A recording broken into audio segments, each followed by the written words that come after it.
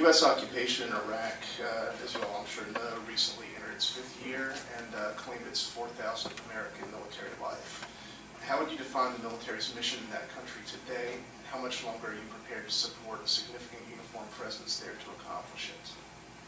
Why don't we start with Johnny first? Okay. This question. Your question is, how do I classify what we've done in How would Iraq? you characterize the mission? In all honesty and candor, I believe that we were misled to go into Iraq. I believe we've done those people a terrible, terrible disservice. People think that we just met the 4,000 mark. We have not. We met that 4,000 mark probably 6 months ago because of the suicide that's taking place when they come back here. We ignore our veterans.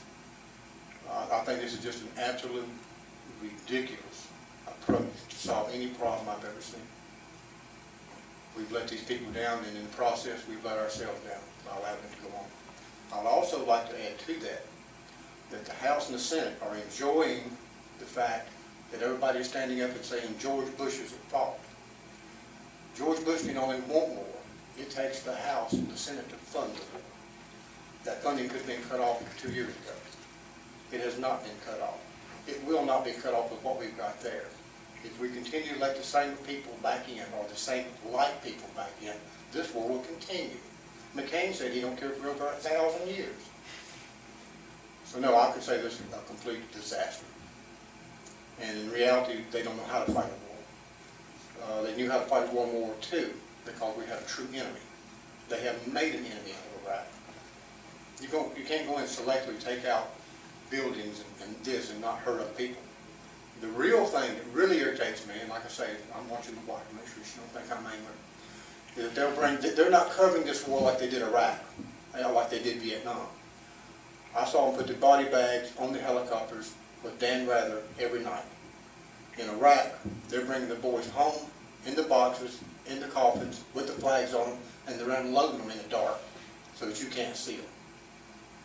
So we've got a secret government running almost a secret war under false pretenses.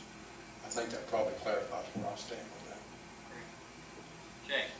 I believe we are occupying a sovereign nation. We were misled into this war. We did take out a tyrant that may or may not deserve to have been in power, but who are we to say? Right now, we need to bring our boys and girls home. They need to come home. Not another day longer should pass where they stay in the country of Iraq. I'm a firm believer that sovereignty is based on national self-determination. And if the people of Iraq want to have a government that is united, they will determine that. If they want to split into 3 tribal factions, they will determine that as well. I don't feel like we should tell them how to run their country, and it's what we're doing right now. We have made terrorist breeding camps. These terrorist organizations themselves are growing in Iraq. We created Al-Qaeda in Iraq. There was no Al-Qaeda in Iraq before we stepped foot into that country. We need to bring our boys and girls home, and we need to let the Middle East figure out their own problem when it comes to Iraq. At this point, I believe we're facilitating Iran to become more powerful. We haven't gained anything where it comes from. What our national self-interest was the oil in Iraq, the oil fields in Iraq. And as we all know, paying $4 or close to $4 at the pump right now, that hasn't worked out for us. We have lost 4,000 American soldiers. 4,000 that didn't need to die. They don't know why they died. Their families don't know why they died. And we need to bring those boys and girls home. We are occupying a sovereign nation. That's my stance on it. I agree. We are an occupying army.